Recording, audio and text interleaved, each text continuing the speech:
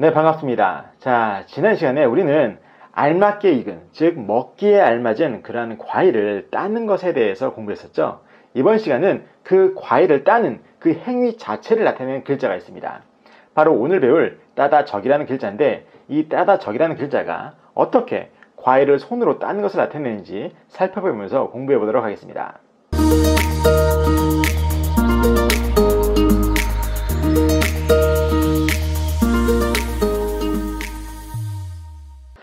네, 따다적이라는 글자를 공부하고 있는데요. 자, 이 따다적이라는 글자는 결합에 의해서 만들어진 글자입니다. 그러면 어떠한 글자들이 결합했나 살펴보면 이 글자는 좌측과 우측으로 나눠 살펴볼 수 있습니다. 그래서 이 글자의 좌측은 어떤 글자냐? 이 글자의 좌측은 바로 사람의 손을 나타내는 손수라는 부수글자예요. 자, 이 손수라는 부수글자는 본래 모양이 이 모양이 아닙니다. 그러면 본래 모양도 한번 보도록 하겠습니다. 네, 이것이 바로 손수라는 부수글자의 본래 모양인데, 이 손수라는 부수글자가 다른 글자와 결합을 하면서 새로운 글자를 만들어낼 때 그 새로운 글자의 좌측에 위치하게 되면 그 모양이 오늘 배우는 글자의 왼쪽 부분처럼 바뀌기도 합니다. 그래서 이 글자의 왼쪽 부분과 손수라는 부수글자는 같은 글자다라고 여러분들이 생각하시면 되겠어요. 그래서 이 좌측은 바로 사람의 손을 나타내는 손수라는 부수글자다라고 보시면 되겠고, 이 글자의 오른쪽은 그럼 어떤 글자냐? 이 글자의 오른쪽은 바로 밑동적이라는 글자입니다. 밑동적. 자, 이 밑동이라는 것이 지난 시간에도 말씀드린 바와 같이 과일의 꼭지를 밑동이라고 한다고 말씀드렸죠. 그래서 그 과일의 꼭지를 나타내는 밑동적이라는 글자예요. 자, 그런데 재밌는 것은 이 글자의 음을 한번 보세요. 제가 밑동적이라고 했으니까 그 음이 적 아니겠습니까? 돌아와서 오늘 배우는 글자의 음도 한번 보세요. 오늘 배우는 글자는 따다적이니까 그 음이 적이에요. 그래서 오늘 배우는 글자의 음인 이 적이라는 음은 바로 이 글자의 오른쪽 부분에 있는 밑동적이라는 글자의 음으로부터 왔다라고 여러분들이 생각하시면 되겠습니다.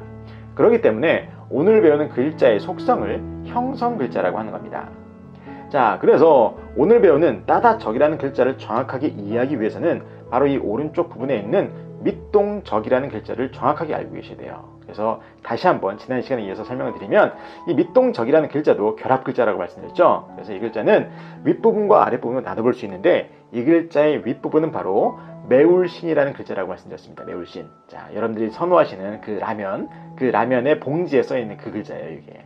자, 그래서 밑동적이라는 글자의 윗부분은 매울신이라는 글자고, 아랫부분은 사람의 입을 나타내는 입구라는 부수글자입니다. 그래서 이게 뭘 의미하는 거냐면 사람의 입으로부터 어떠한 말이 나오는 거예요. 그 말이 좋은 말이 되겠죠. 상대방한테 듣기에는 불편하지만 그 사람을 위하는 그런 쓴소리가 대부분입니다. 그래서 이렇게 쓴소리를 나타낼 때에는 매울신이라는 글자와 입구를 결합해서 사용하기도 해요. 아시겠죠? 그래서 뭔가 이렇게 지적하는 것을 나타내는 글자이기도 한데, 이게 과일의 밑동을 나타내는 것이 어떻게 됐냐면, 사람의 생각이 입으로부터 이렇게 나오잖아요. 입으로부터 나온 결과가 쓴소리 아니겠습니까? 어떠한 뭔가를 나타내는 그런 말들이 되겠는데, 바로 그것에 비유해서 과일의 그 열매는 과일의 밑동으로부터 나온다. 그래서 밑동이 된 겁니다.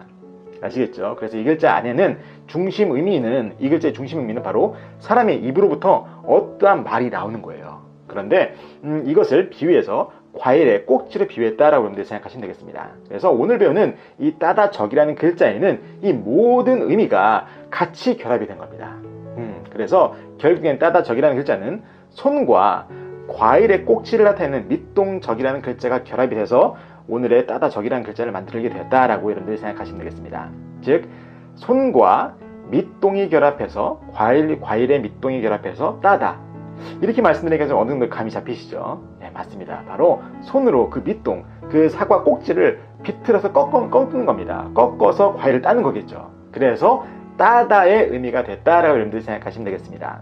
자, 그리고 이 글자에는 다른 중요한 뜻이 더 있어요. 그게 뭐냐면 지적하다의 뜻도 있고, 또 어떤 뜻이냐면 들추어내다의 뜻이 있습니다. 들추어낸다는 것은 어떠한 사람의 잘못한 점을 들추어내는 겁니다. 그래서 어떻게 해서 이 과일과 손이 결합해서 들추어내다가 되고, 또 다른 뜻으로는 어떻게 지적하다가 되는지 그걸 설명을 드릴 텐데, 이렇게 들추어내다, 지적하다라고 해석할 때에는 이 밑동적이라는 글자의 뜻이 과일의 꼭지에 그런 의미로 결합된 것이 아니에요. 어떤 것이 결합된 거냐면 바로 이 글자를 만들어낸 중심 의미, 즉 사람의 입으로부터 어떠한 말소리, 쓴소리가 나가는 것에 그 중심 의미가 결합이 된 겁니다. 그래서 사람의 잘못한 점을 바로잡기 위해서 손으로 가리키며 그리고 바늘로 찌르듯이 말로 그 잘못을 바로잡는 것을 나타내서 들추어내다 라는 뜻이 된 거고, 그리고 손이나 말로써, 사람의 말로써 잘못을 지적하다의 뜻이 된 겁니다. 이게 아시겠죠? 그래서 이렇게 이 글자는 과일을 딸 때 따다의 뜻으로도 사용되지만 들추어내다 또는 지적하다의 의미로도 사용이 된다라고 여러분들 생각하시면 되겠어요. 그래서 이렇게 이 여러 가지로 해석 방법을 우리가 이해하기 위해서는 바로 이 밑동적이라는 글자가 어떻게 만들어졌는지 여러분들이 충분히 이해하시면 쉽게 이해가 될 거라 생각이 듭니다. 자, 그래서 여러분들이 평소에 이렇게 과일을 꺾는 그런 행동을 하시거나 아니면 과일을 꺾어서 따는 그런 모습을 보시거나 아니면 손으로 잘못된 점을 손으로 지적하거나 말로써 지적하는 그러한 경험을 하실 때마다 이 따다적이라는 글자를 연상을 하시면 아주 쉽게 바지가 될 거라 생각이 듭니다. 자, 그렇다면 이 따다적이라는 글자가 우리의 생활 속에서는 어느 때 사용되냐? 바로 적발하다라고 할 때 적발에서의 적자가 바로 오늘 배우는 글자고, 적시라고 할 때의 적자 또는 적출이라고 할 때의 적자 또는 지적이라고 할 때의 적자가 바로 오늘 배우는 따다적이라는 글자입니다.